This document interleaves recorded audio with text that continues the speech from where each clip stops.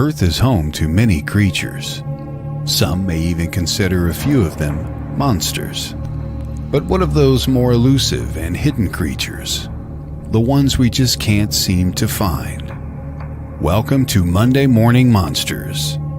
Cryptozoologist and paranormal researcher Barnaby Jones talks about the unknown, mythical, undiscovered, and unidentified creatures from around the world, and the people who have seen them, look for them, and research them. Hear from witnesses about their encounters, as well as renowned names in the field about their work and research. Barnaby is the founder and lead investigator for Cryptids, Anomalies, and the Paranormal Society, based in Wisconsin. CAPS travels across Wisconsin and beyond looking for connections between different phenomena and how they can all be connected. Now, your host of Monday Morning Monsters, Barnaby Jones.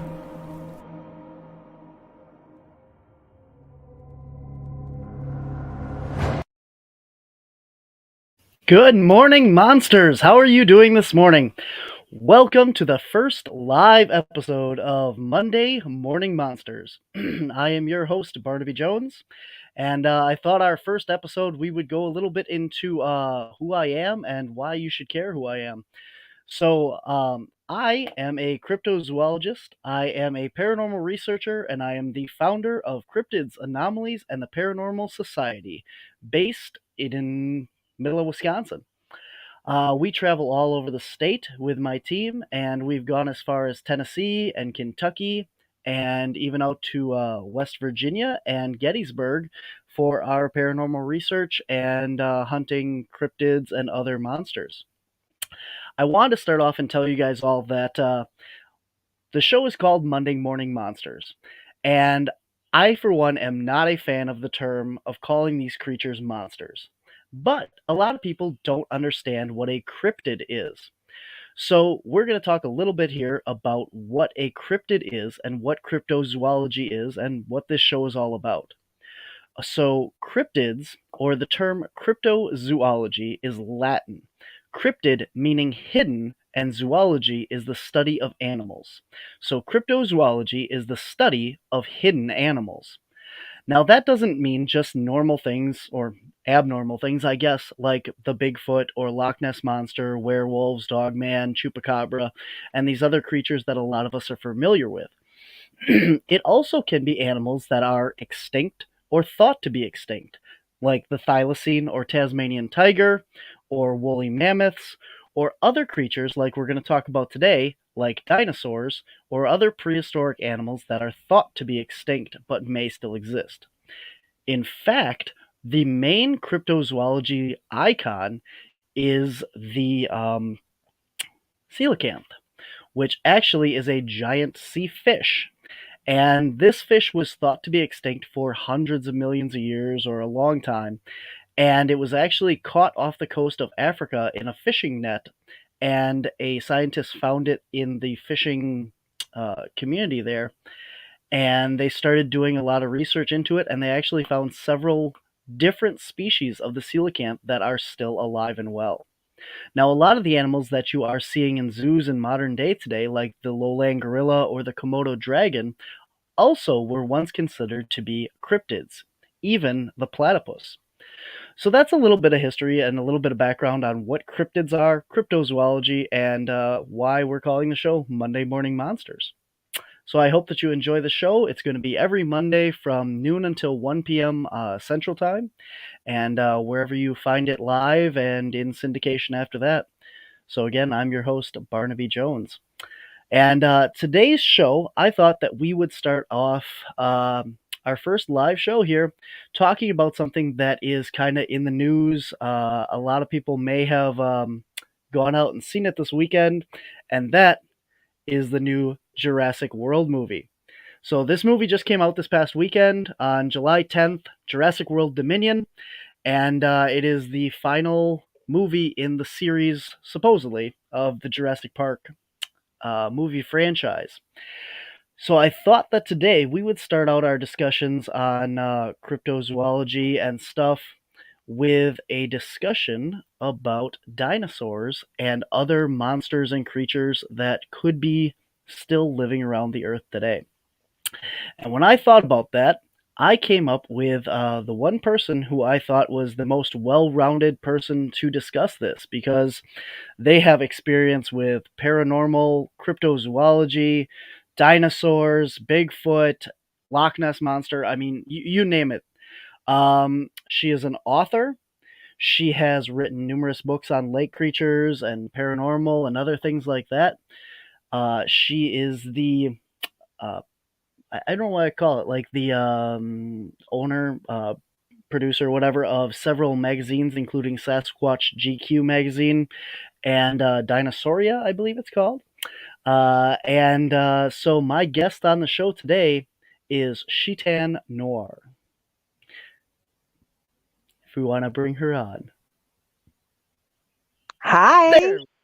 Hey, Shetan, how are you doing? I'm doing great. Thank you.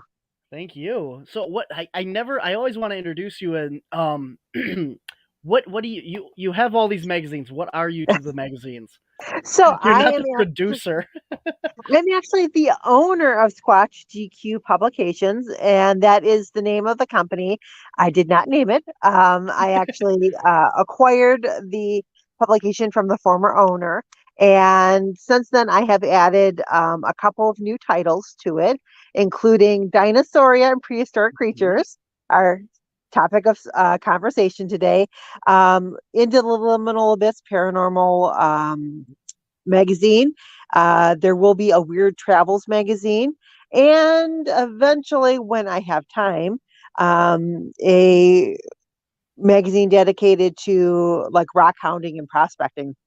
So, Okay. but the first three magazines that I focus on with the company are the Squatch GQ magazine, which is a little bit more lighthearted, cryptozoology based, and then there's the Cryptozoology Digest, which is more scientific, more analytical, more evidence collecting and um, scientific based. And then you'd have Dinosauria, and then Into the Liminal Abyss Paranormal magazine. So those are my four that I primarily focus on, and then when I get a chance to, will be working on the other two. The magazines are published quarterly because there's only one of me, and apparently everybody likes to have me on their shows and at their events. So I'm always doing something. You are very busy. I mean, I it's been a long time since I saw you. I mean, it's been what a week now. Oh yeah, yeah. It's at least 7 days. I mean, Yeah, at least. Yeah, yeah, we were just together at a conference in Upper Michigan at the Bigfoot oh my gosh, Mena- Menominee.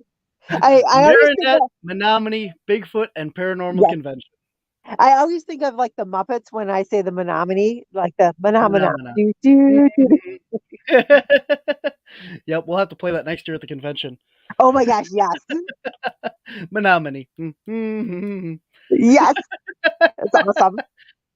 Sounds good. So, we'll start off right from the convention. So, Okay. this year at the convention, you gave a presentation on some interesting sea creatures.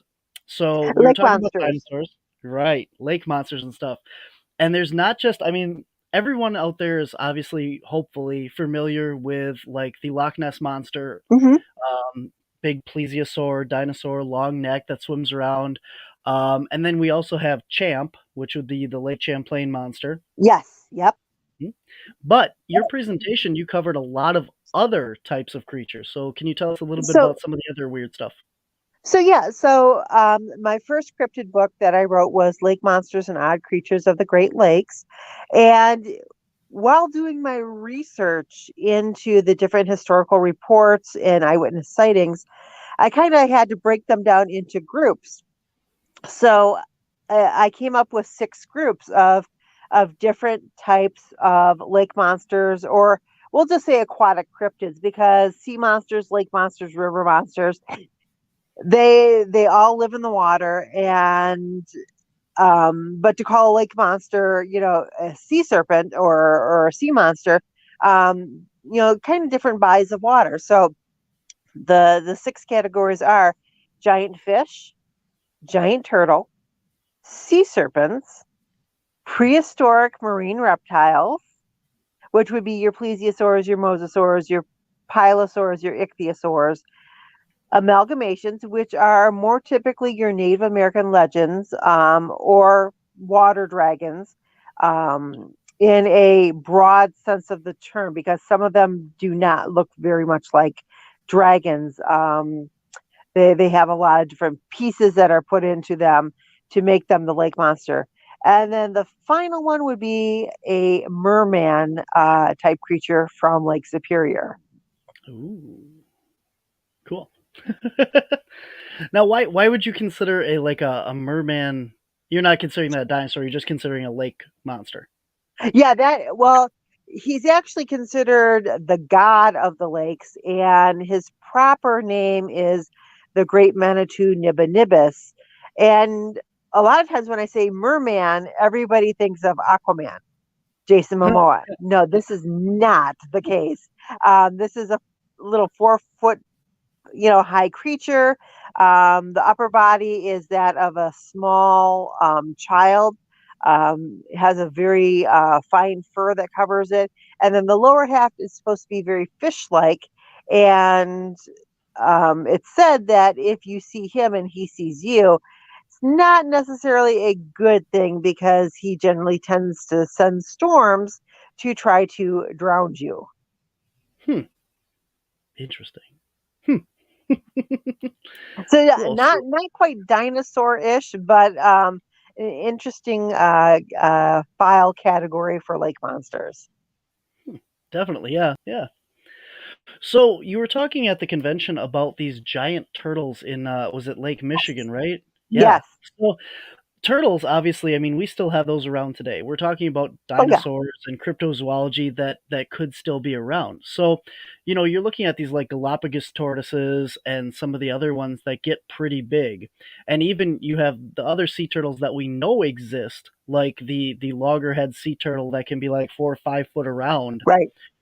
So we know for a fact that out in the oceans we have these large creatures. So when you're Hmm. talking these lake monsters and sea turtles, how big are the ones that you're talking about? So Archelon, which is from the fossil record, this guy was huge, about 5,000 pounds, 15 feet from the tip of his nose to the tip of his tail, then about 13 feet from the tip of one flipper to the other tip of the other flipper. Now, that is an averaged estimated size. Certainly in species populations, you have a broad gamut of sizes, just like with human beings. Adult humans, we range from anywhere from 3 feet tall all the way up to, I think, almost 8 feet tall basketball players. So lots of variety in sizes. So Archelon, with the estimate of 5,000 pounds, 15 feet, and 13, that is just an estimate of how big the species got. But it was an aquatic species. And we say aquatic because they spend most of their life in the water. And then when they go to lay their eggs, they will haul themselves up on beaches, and the females will lay their eggs in sand or similar type matrix.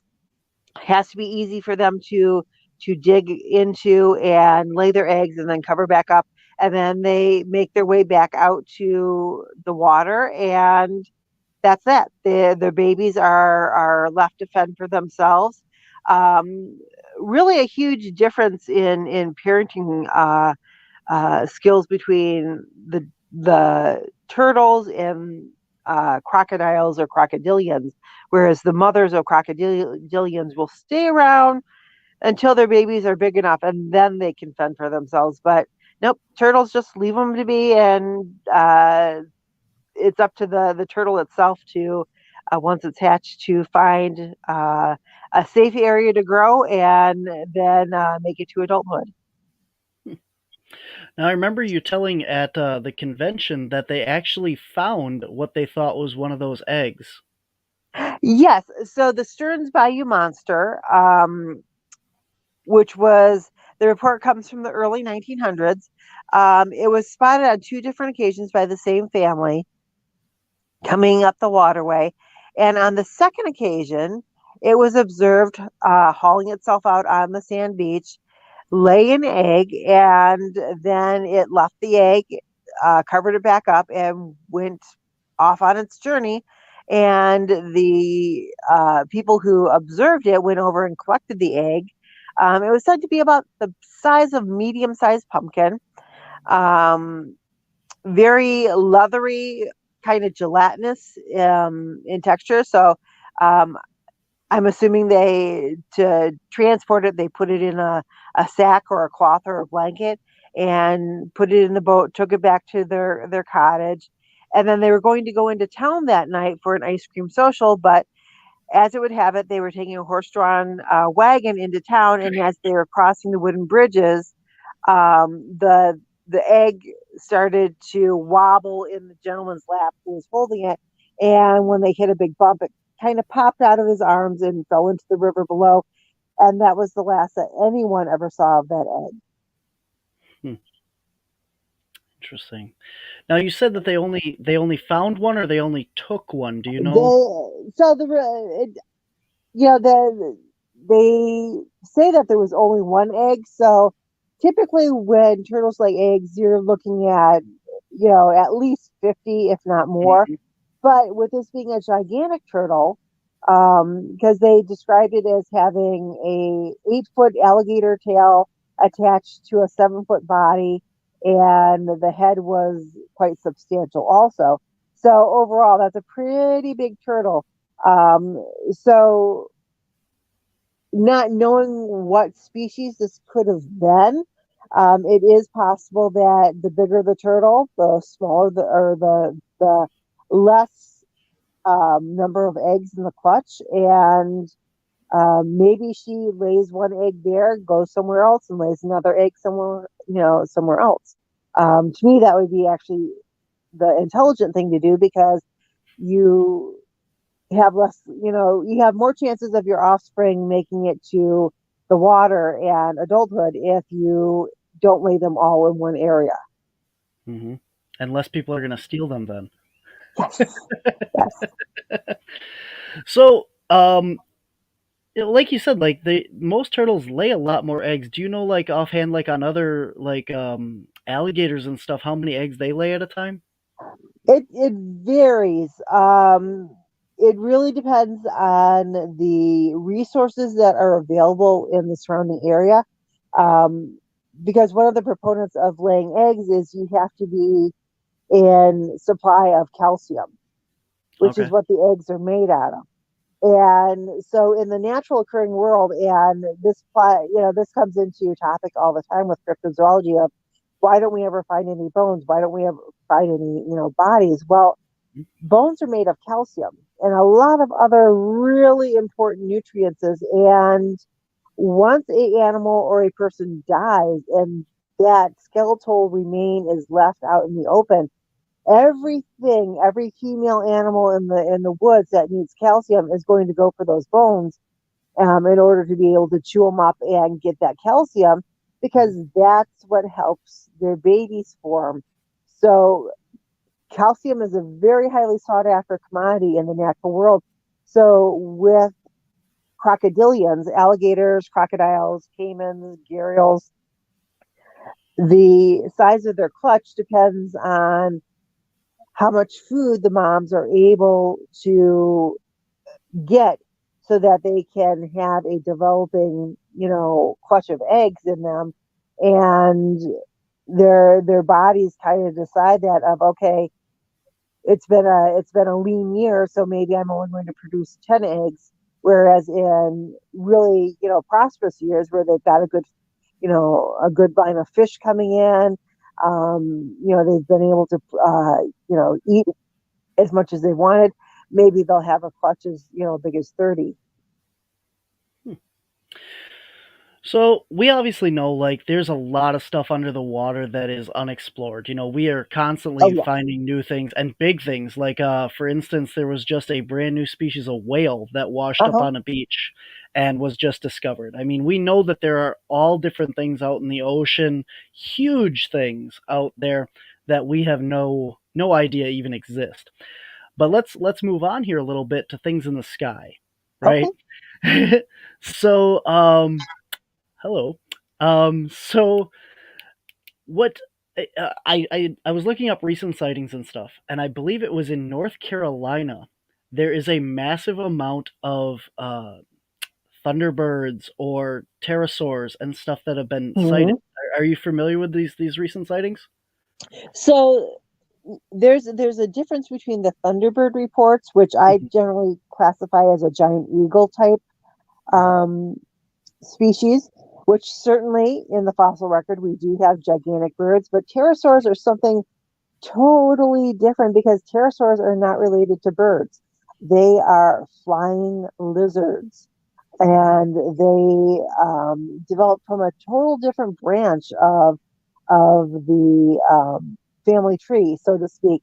So, but with pterosaurs, there are over 140 different species of pterosaurs from around the world, ranging from little guys that are no bigger than a robin to Quetzalcoatl Meropia, who would have rivaled any small jet flying the airs today. Certainly, they had a tremendous wingspan. And if you saw one of those, you'd know you're like, we're talking bigger than most of the small um, planes that are out there, like Learjet size almost. Hmm, very interesting. Yeah, and there are a lot of sightings of this. I mean, even down in like Illinois, Indiana, there's been Yep. sightings of these. Right by the rock quarry, right there. There's been some sightings in the last couple years of a giant pterosaur flying around down there. Have you ever looked into any of those sightings? So when I wrote my book on Mothman and flying creatures of the Midwest, I was, of course, covering Mothman, but pterosaurs were a big topic of discussion, and a lot of people are still claiming to see pterosaurs um, all over the Midwest, all over the world, and it's without being there, without seeing the actual creature.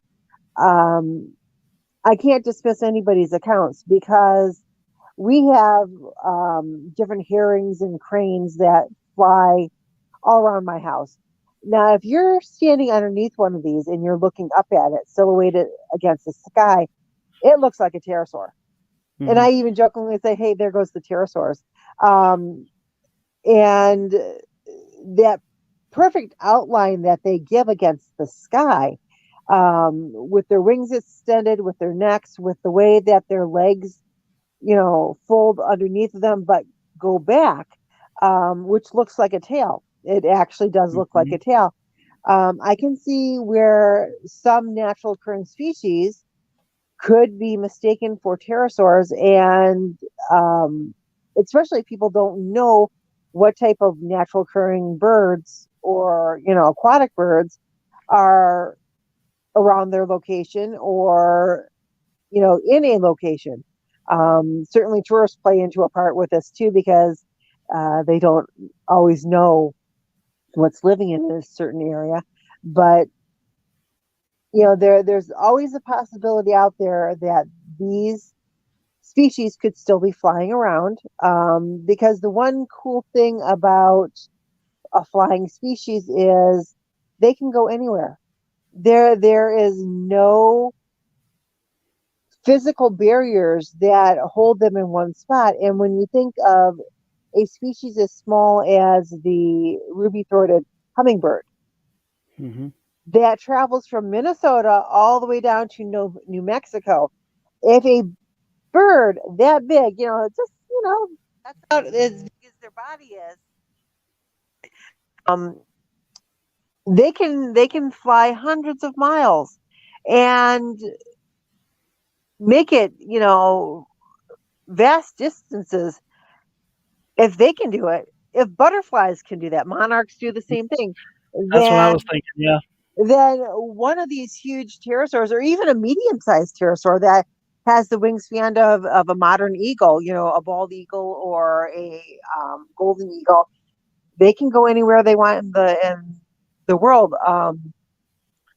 This past spring, there was a eagle species that really was out of place, but it was flying around the east coast of the United States, and people were spotting it in different locations. And I believe it was a stellar sea eagle, and these guys are from Alaska.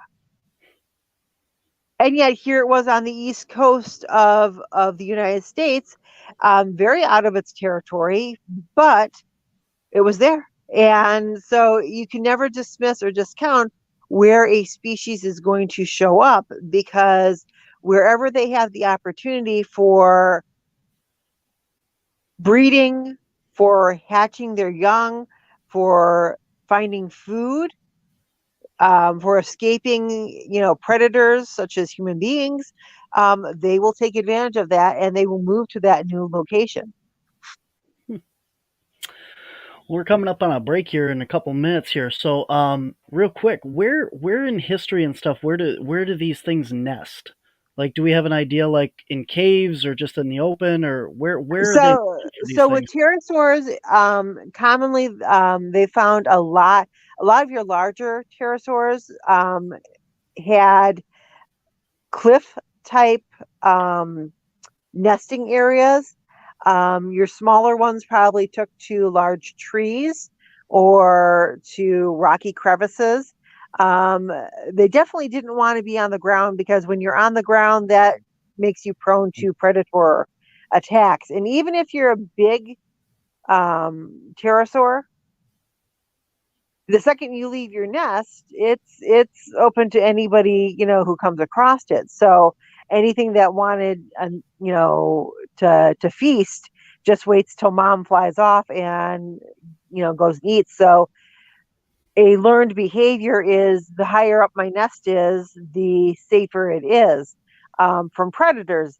Not necessarily, because we do find a lot of baby pterosaurs that are broken, because they go to take that first leap out of the nest, and they either don't get it right the first time and smash into the ground, or they are able to catch a thermal, airstream and glide and learn how to use their wings. So it's kind of hit or miss with having a raised nest, if you're going to be living or falling. Oh, that's survival of the fittest, I suppose. um, I was gonna say something. It's gone. It's gone. Um, when oh, how big are the clutches of the eggs for the pterosaurs then? Are they similar to So the aquatic? So there again, it depends on the individual species and the individual itself. I'm going to say with pterosaur, the larger pterosaur eggs, probably a clutch of five would be about, what I would think that a mom, who's, getting food and taking care of nest, would want to deal with. Smaller eggs, you might be looking at 3 to 5. Okay. So a lot less than what your aquatic species would be, but Right. still fairly good. So it seems like there could be a possibility for, a lot of areas around here. I mean, we're not looking for a large area for nesting in that. I mean, you said like smaller ones and stuff, even up in trees. Right. So, so when we're out and about, you see these large nests, like eagle-sized nests and stuff. That could possibly be, do they build like similar nests to birds then?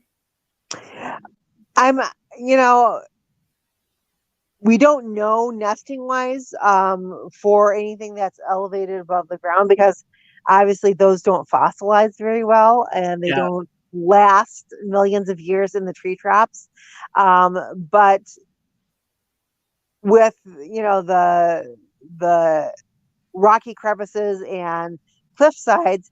It depends on, the weather, and, so we really don't know nesting wise of pterosaurs what every species was doing when it was trying to lay eggs and raise young. We just know that if you have adults, you have to have babies at some time. And we do, find eggs, or egg, shells, here and there. So we know that they had the eggs. We just don't know if they built a bird-like nest, or if they did like other dinosaurs and just dug a little hole in the ground and nested in that and protected it. Very cool.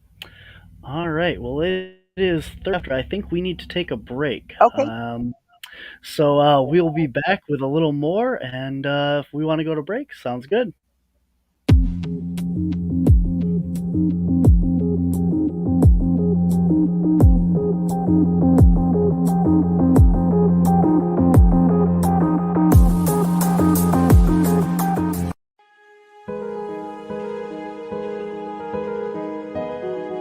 Brandon Wainwright is an animal lover, author, energy healer, and former police officer.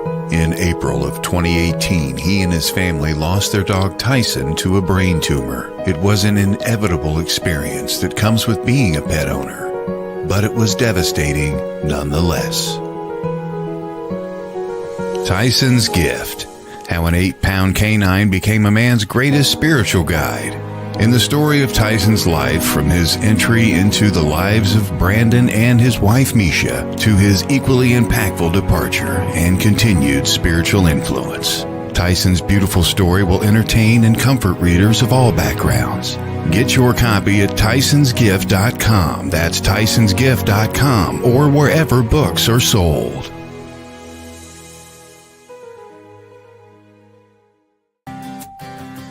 From its beginnings, Used was created to unleash the excellence of nature's healing powers and bring them to people everywhere. With almost 90 years in the market, they are considered a worldwide pioneer in complete herbal wellness therapy. All Swiss Used products are natural, essential oil-based, pleasant, and harmonious.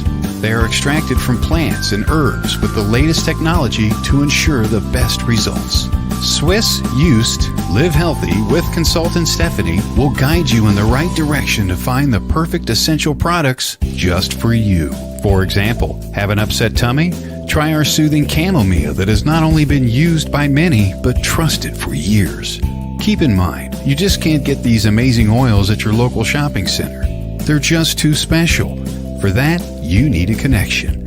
And that connection is Stephanie. Want some? Then head on over to Facebook and search Swiss Used Live Healthy. That's Swiss Used Live Healthy, and contact Stephanie today.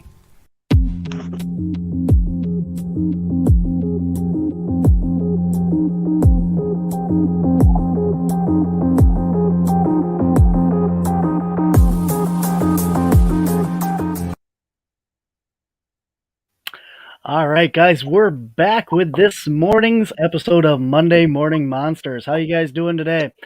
We are talking with Shetan Noir. She is a cryptozoologist. She is an author. She is the owner and producer of the bunch of dinosaur and paranormal and cryptozoology magazines and Bigfoot. And we this past week came out, or past weekend came out, the new Jurassic World movie, the last one in the series. So we are talking dinosaurs and other prehistoric reptiles and stuff that could still be around in the world today. So Shetan, Hi. did you get a chance to go see Jurassic World? Yes, I saw it Friday morning, and I was thrilled because they, typically in the past, the Jurassic Park movies have focused on the T-Rex, the raptors, the sauropod dinosaurs, Triceratops, and that was like the limit of their focus. Occasionally you'd get a pterosaur thrown in there, and then the last few ones, they've had marine reptiles like Pleurodon in there.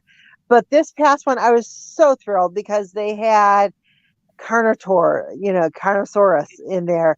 They had the Dimetrodons in there. So they had some new and just wonderful to see new species of dinosaurs in there, and real ones that actually are in the fossil records and not ones that were made up, like the Indominus, Indominus Rex or whatever it was. the big white one. Yes. So, to me, it was fantastic. It was an enjoyable movie to sit back and watch and just, enjoy the ride with. Very good. I don't want to give out any spoilers or anything, but we were just talking about the Quetzalcoatlus, Yes. and there's actually one in that movie. Yes, So there is. if you want to see how big it is, that's a pretty big dinosaur right there. Yep. So very cool. And we want to move on to some more land-based dinosaurs here. And I know, so a lot of people like, we all grew up watching the original Jurassic Parks and stuff like that. Yes. And now it seems like more so people are leaning towards the fact that those depictions of the dinosaurs may not be as accurate as we initially thought. Like that T-Rex actually might have had feathers, for instance. Yes. What do you think on that? So I think that it is possible that the T-Rex had feathers, but we're not talking feathers like a chicken. We're talking some, they're very fine, feathery type, protrusions that come out of the dinosaurs. And it's by no means would look like a giant chicken, even though that's what a lot of people would like you to think that they look like. But the thing about paleontology, the thing about the study of dinosaurs and fossils, and we get a sense of what the creature probably looked like from the skeletal remains.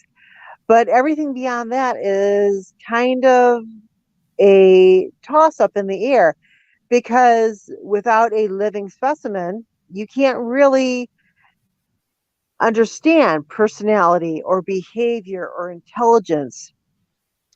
And there are species today that if you were to find a like lump of them, they're just a pile of bones on the ground that had been preserved, the platypus for one, you would never realize that this was one animal.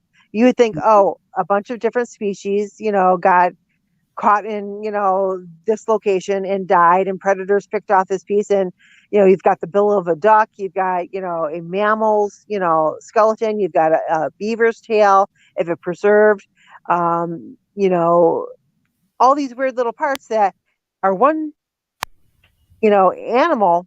But if you were looking at it without any information about what the animal was, you would think that it was a lot of different species, that had died together.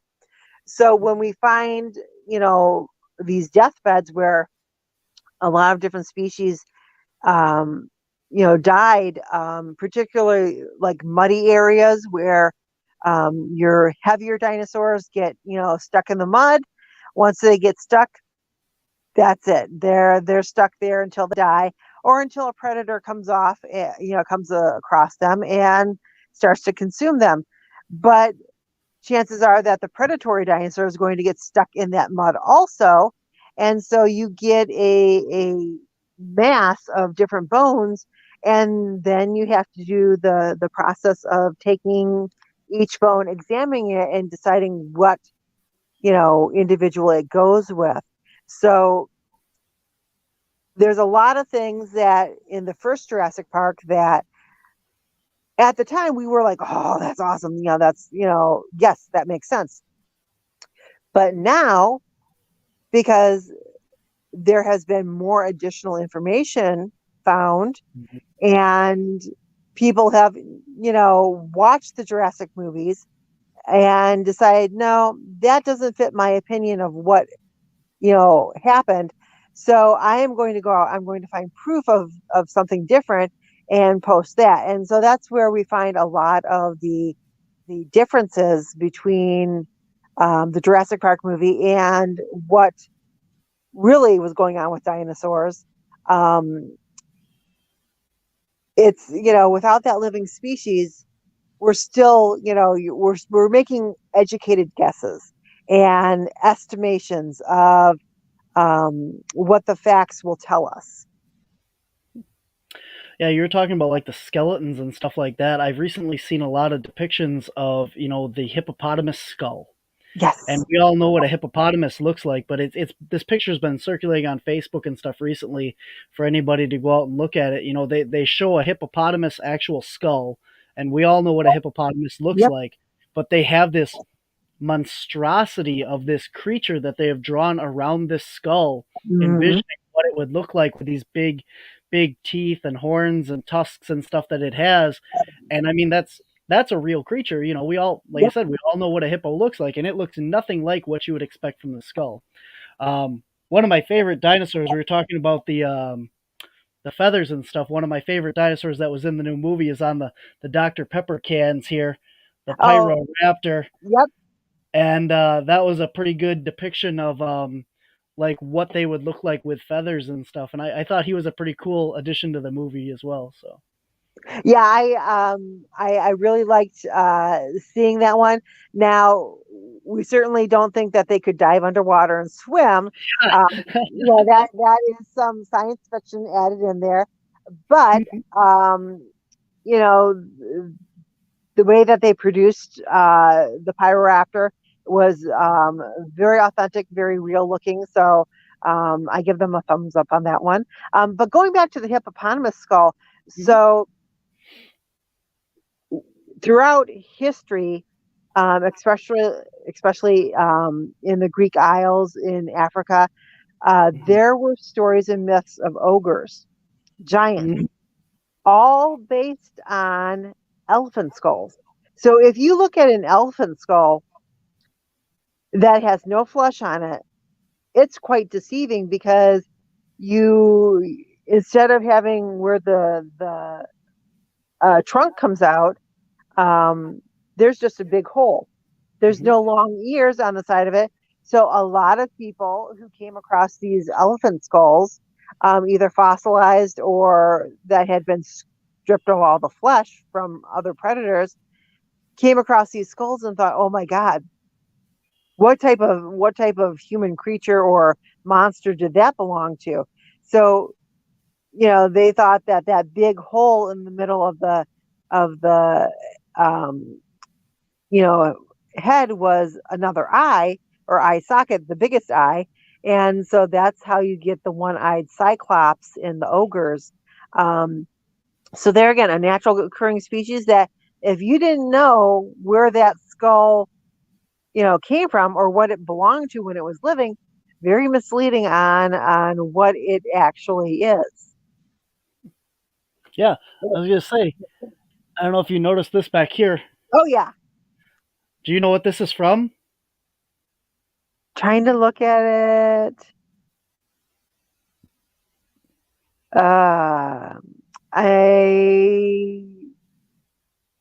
It's a dinosaur of some type, but I'm trying to no. No. No. It's a Barbusa pig. Oh my gosh. Yeah, they're Asian pigs, and the females just have the little teeth in the front here. Okay. But these actually are the big tusks that curl back onto the head. It's a very small a species of pig, actually. Yeah, I thought it was really cool. This is fake. It's just a plastic Halloween prop, but I came across it at Spirit Halloween a couple years ago, and I thought that's really cool that they made a Barbusa pig skull. So I thought he was gonna sit up here. So yeah. And my little Fiji mermaid up here too as well. Oh yes, yeah, I saw that one. I was like, oh, he's got a mermaid up there. Yep. There's a dinosaur over here too, but he's not on screen. So oh, so we were talking about like these land animals and stuff, and you brought up the pygmies in the Congo and stuff. Now, there is a very large species of creature roaming around, supposedly in the Congo. Um, and again, this is another creature that is thought to be extinct and everything. But why don't you tell us a little bit about it? Because I know you know where I'm going. Okay, so I'm assuming you are referencing the Makele and Mbembe. Correct. All right. So now there's some controversy in this because a lot of current cryptozoologists and paleontologists are claiming that um, settler, well, uh, white people Yeah. tried to influence the local natives and, you know, drawings and stuff like that of what this creature is. But if you look at the descriptions that the Native Americans have given of, or not Native, the African American tribes have given of this creature. Sorry about that. I'm used to always referencing to Native Americans. So The Congo people. the Yeah. African American tribes, or the African tribes, these, there's actually a couple different creatures. Um, but the Makele and Mbembe, is said to be mostly in the water. And this makes me think sauropod. Now, when museums first started putting up their murals and depictions of dinosaurs, and the first dinosaurs books came out, sauropod dinosaurs were always pictured in water because it was thought that that was the only way that they could, that they could exist to support their large body frames. Then the first couple of Jurassic Park movies come out, and it shows these sauropod dinosaurs, these long necks, the Brontosaurus, the Apatosaurus, those types of dinosaurs walking on land and existing only on land. They only go to the water to drink, and then they are grazing in the treetops. But then we go back to this last Jurassic Park movie, and it shows all of the long neck sauropods in the water again. And I'm like, so the problem with putting them in a water type atmosphere is they walk. And when you walk, you put pressure on the ground beneath you. Now, unless you have a rocky lake bottom or swamp bottom, you are going to sink right into the mud if you weigh like as much as these sauropod dinosaurs. Once you start sinking into the mud, you are not going to pull yourself back out. That's a good point. And so then we have to question, well, is the Makele and Mbembe a sauropod dinosaur, or is it something like a plesiosaur with that long neck that can come out of the water, or a pilosaur, or a mosasaur? Now, the only problem with the plesiosaur aspect is we don't think that they had a swan-like neck, meaning it came up out of the water like, this. What I think, and other paleontologists think, is when you have a huge body like the plesiosaur did, you have that long neck and that smaller head, maybe watermelon size, that can sneak up into a school of fish, grab fish at random, eat them, and then swim away. The fish know that this huge body is 20 feet away, but they can take off in short bursts of speeds, outrun you.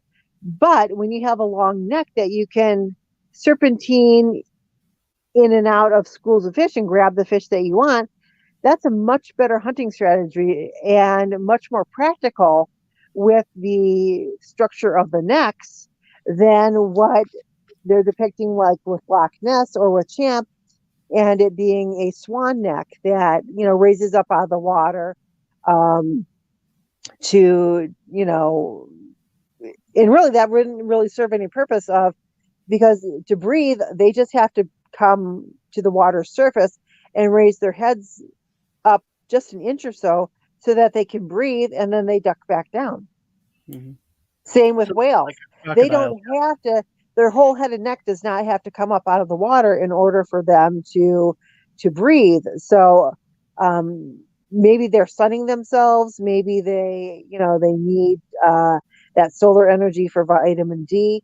But we do have some questions there with the Makeli and Bembe of, is it a sauropod dinosaur that has learned how to live in marshy, swampy conditions and is able to keep itself from becoming stuck in the mud? Or is it more of a plesiosaur type creature that, raises up out of the water to maybe sun itself, warm itself up, and digest its food? Now we know that Loch Ness is very deep. Like it is a huge body of water and stuff. So when we're Mhm. talking about the creatures and stuff that live there, they can go down and escape being seen and stuff like that. Obviously, when we're talking about the Congo River basin and stuff where Mokele Membe is seen, um, do you by a chance know how deep that river is, or do you think that it's deep enough to sustain a underwater creature? So I don't really know how deep it is. Yeah. So that, to me, that we're certainly not looking at a true titan or titanosaur, like some of these sauropods were. I'm thinking if it exists, it's probably not any bigger than an elephant, Hmm. which is still a large creature. But with human encroachment and with being able to make a living out of the natural surroundings, your species tend to get a little bit smaller. And so I'm thinking that probably elephant sized at the biggest. But there again, people whose jobs it is to go out and monitor and protect things like giraffes and elephants and rhinos will tell you that for being a creature of substantial size, they hide very, very easily, and it's hard to find them when they're on the move or they're avoiding humans. Interesting. Well, you would think that with being a large creature like that, you would still have to have a breeding population. So you're looking at least 2 to 4 of these creatures that have been in the Congo for this long, Mm-hmm. and I guess that's not a lot of creatures to need, but you know, it's just really hard to get into the Congo, like all the expeditions and stuff, Oh yeah. because all the human stuff going on in there, and it's just not a very safe place to go in and investigate. But these sightings have been, going on for years. I mean, like these have been seen Mm-hmm. for quite a while. Numerous encounters and numerous expeditions have gone in to look for them. So moving back to the U.S. though, there have been a lot of recent sightings of basically like tiny velociraptor little T-Rexes running around down in Texas. There was one that was supposedly seen running like downtown in one of the cities. Have you looked into any of that or heard about any of those stories? So I have not looked into those, but the raptor type um, bipedal dinosaur reports, they go from Texas all the way up to Alaska, because there's been reports up in Alaska of similar, creatures. And people always question, well, because everybody thinks that dinosaurs are reptilian, and actually they're not. They, there are some that are linked to lizards and reptiles, but there's a lot that aren't. So they can exist in cold, frigid weather. They can exist in hot, humid weather. And in these elements of whether it's Alaska or Texas, you've got a lot of open area that humans just don't go, because the land around it or the areas around it are just not pleasant places for a human being to go. Anything that has mountains, that has forests, that has um, areas without, good hiking trails, or, paths. We, as human beings, we like to go where it's easy. And so these wild places that are still left in the world, that's where you're going to find, species thriving because humans have not yet interacted with it and we haven't contaminated them. We haven't destroyed them. We haven't, poached them from the natural world. And so it's in these, areas that humans don't like to go that you probably have the best chance of finding any of, these prehistoric animals or dinosaurs. Yeah. And when people are saying like these little T-Rexes or Velociraptors or whatever are popping up down in Texas, it's not to say that these are dinosaurs. I mean, there could just be very large species of lizard that have Mm-hmm. adapted that, are still around and are still existing down there. So, Well, species like the frilled lizard that the spitter that's in Jurassic Park, that yeah. he's in the first movie and he's in the last movie, where he does that frill thing and then he spits. Um, so we do have these lizard species called frilled lizards that do that, and they run on their back legs. Mhm. So if you see one of these running across, the train and you're like, that's a dinosaur, to everybody's mind, that would say that is a dinosaur. And yet it's a natural occurring species down there. Mhm. Yeah, I mean, you have giant. I mean, look at some of the. I just saw a video of this woman like basically swimming with crocodiles or Oh, yeah. alligator. I can't remember which one, but like you have these shark tanks, right? So you have these cages where the person's in it, and for sake, like we'll say like the cage is like this big that Yes, she's it's in, acrylic and glass. Yep. the crocodile is like this big. I mean, he's got to be, if that cage was 8 feet tall, this thing has got to be 25 Yep. feet. I mean, it is a big. I mean, if you're talking about like dinosaurs being alive today, you need look no further than just these guys. They're they're they're huge, or can be And at least. the cool thing about the crocodilians, the alligators, the crocodiles, the caimans, the gharials, is they've only gotten smaller. So when you look at species like Sarcosuchus, this was a 40-foot long crocodilian, and walked with the dinosaurs, ate the dinosaurs actually.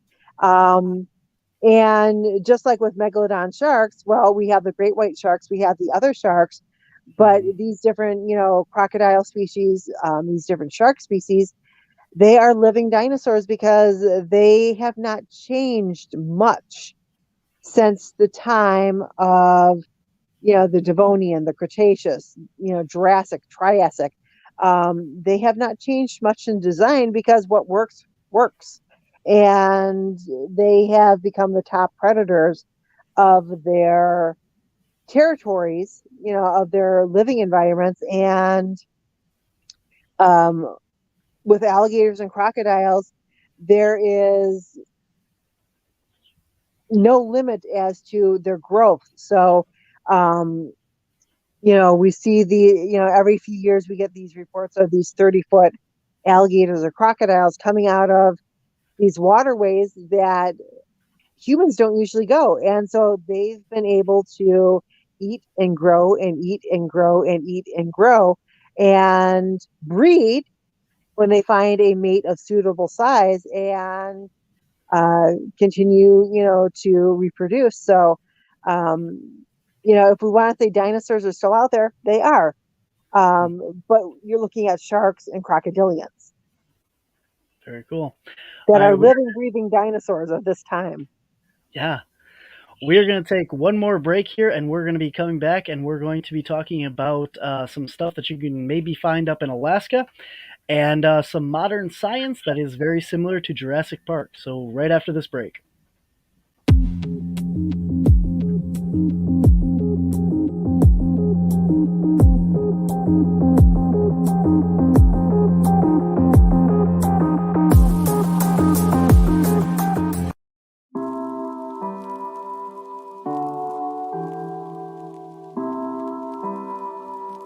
Brandon Wainwright, author of Tyson's Gift, How an 8-Pound Canine Became a Man's Greatest Spiritual Guide, and owner of Tyson's Gift Healing Arts, offers Reiki as well as color and sound modalities to anyone seeking physical, mental, emotional, and spiritual healing.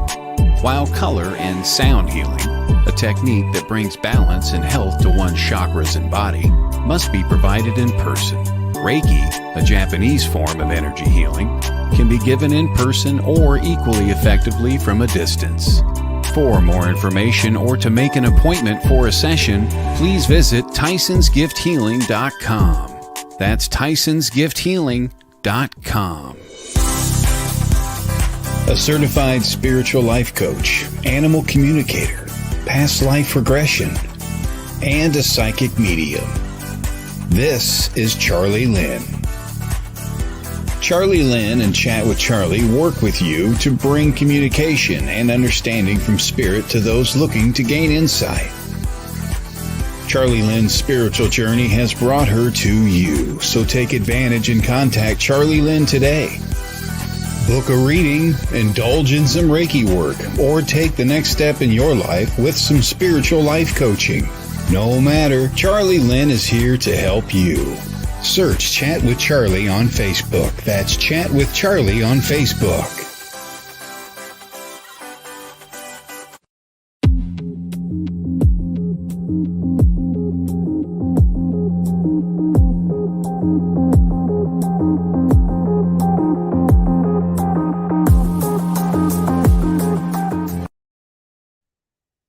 All right, we're back here on Monday Morning Monsters with our guest, Shetan Noir. Shetan is a cryptozoologist, an author, a researcher, paranormal investigator, and we are discussing the possibility of cryptids and dinosaurs that are still around today. As you all know in the news, Jurassic World, the final episode in the series, is in theaters this weekend, and we're talking about the possibility that there are still dinosaurs around. So there is a lot of talk recently about the possibility of some of these dinosaurs as well as woolly mammoths that are still alive and thriving up in Alaska. What do you know about that, Shetan? So Alaska is a very vast place where if you can adapt to its environment of the harsh winters and snows and summertime, there's the potential for anything up there. We do know that a lot of species can live in, snowy, cold type, terrains. There might be a migratory thing happening where when it does start to snow, get cold, they start to migrate south to a little bit, easier living conditions. And then they go back when it's, springtime, the thaw comes. Certainly we know that there are lots of, in Alaska, in Siberia, that's where we find the woolly mammoths. Even here in Michigan, the woolly mammoth is our state, prehistoric creature, dinosaur. Our state rock is the Petoskey stone, which is fossilized corals that wash up on the beach. But the woolly mammoth is, our state animal. But you have the mammoth, you have the mastodon, and we do know that their range was from Alaska all the way down to California because they found them in the La Brea tar pits. So they were, living in various different climates. And we certainly know that it's possible that animals can adapt and adjust to different environments and thrive. Yeah, and you're looking at the size of Alaska and the amount of people that live there. I Oh mean, yeah. Alaska is huge. It's about like half the size of the rest of the United States. It's a big Hmm. area, and the population is maybe like as many as like North Dakota or something. Right? Like there's Yeah. not that many people that live up in Alaska. So, without even getting into the fact that there may still be woolly mammoths alive and well today up in these areas, with the climate change that's going on and all the stuff that's happening in our world, a lot of these glaciers and ice structures and stuff have been melting. And one of Hmm. the things that has done is it has uncovered actual fully intact specimens Oh yeah. of woolly mammoths. And that has allowed us to get a much better idea of what these things looked like we were talking about earlier, and a lot more about them, including their actual DNA. And there's a company that is going through the process right now. It is called Colossal.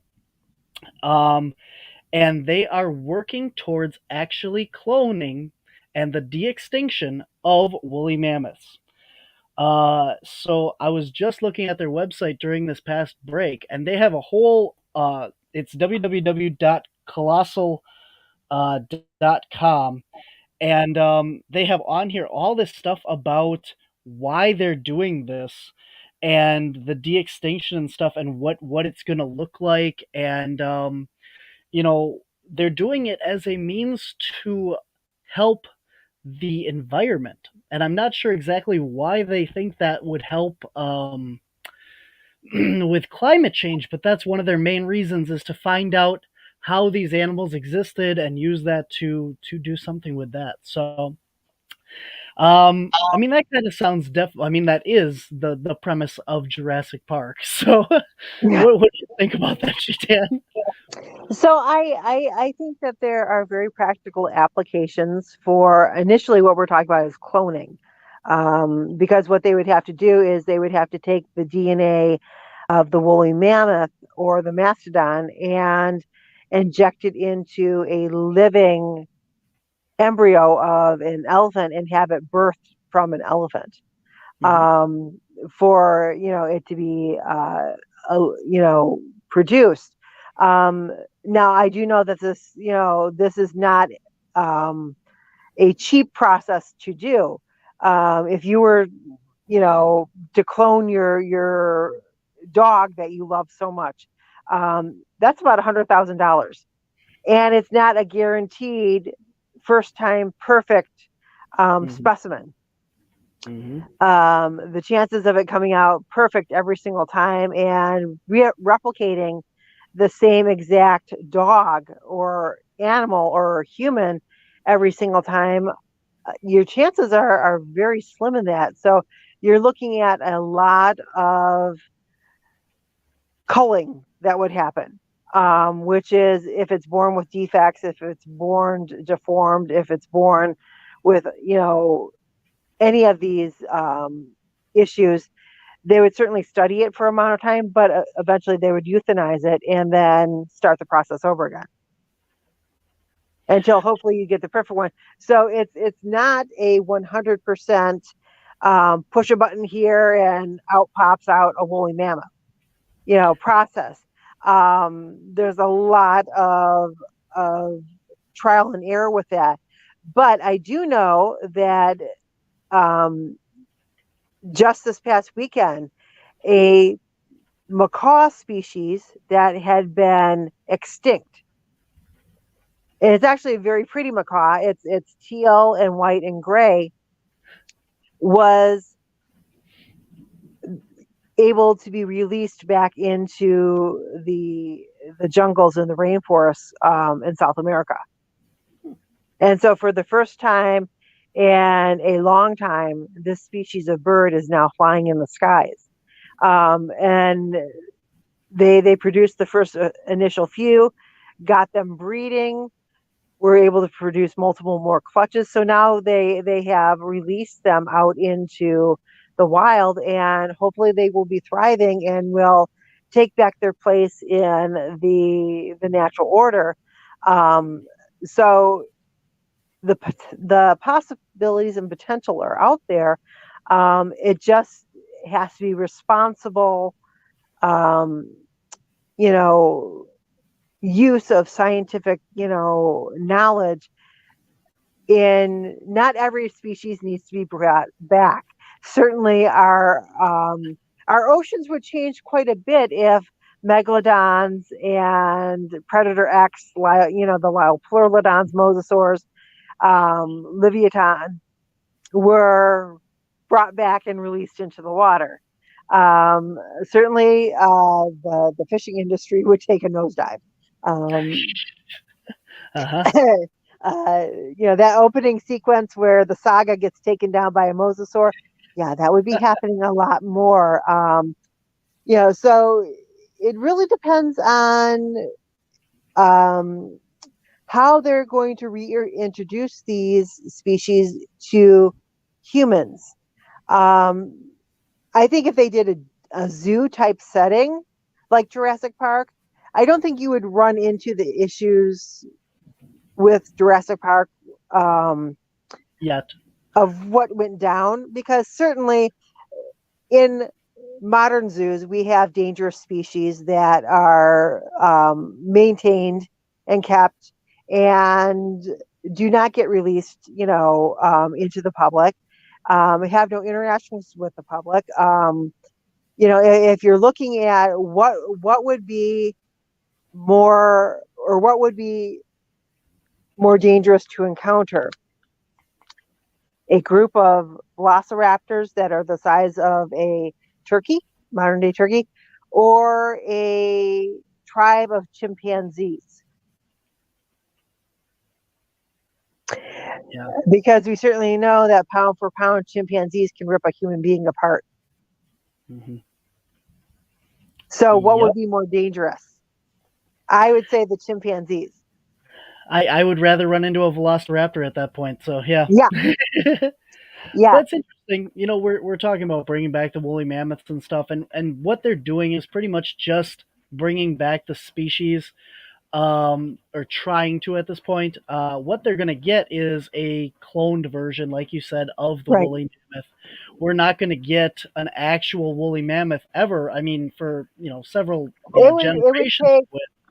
It would take several generations of very specific breeding, Mm-hmm.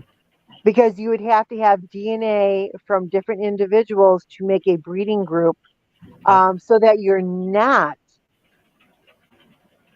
doing, father to daughter breeding or stuff like that. Stuff that we see in the modern show dogs, modern race horses, or show horses of, you do what's called line breeding, and that is breeding,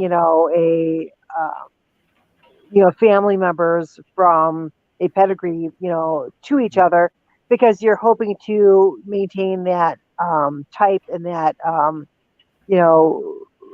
quality of the individuals.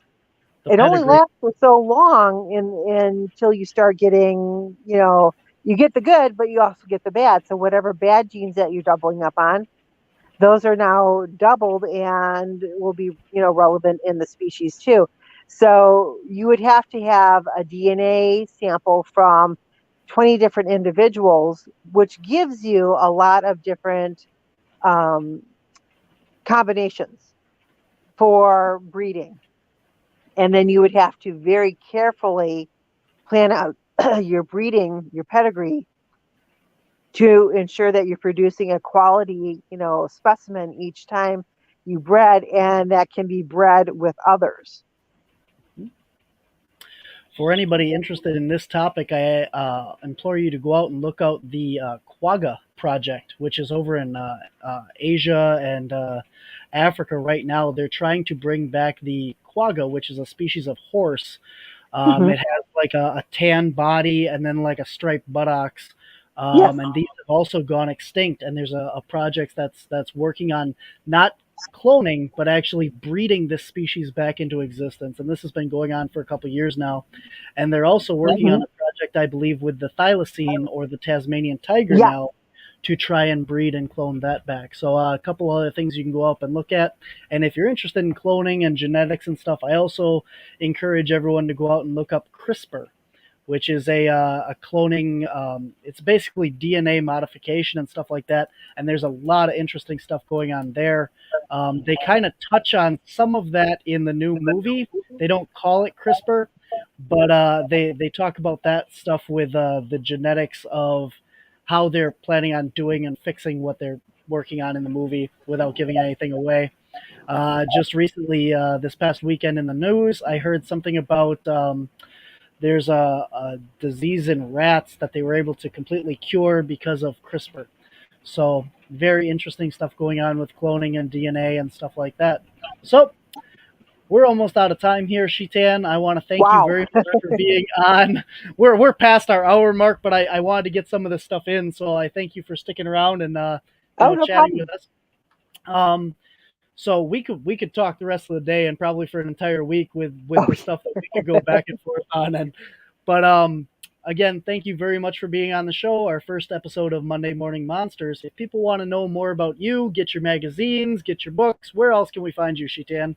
So you can find me on Facebook, Shetan Noir. On Amazon, if you're looking for the magazines, just type in Squatch GQ magazine.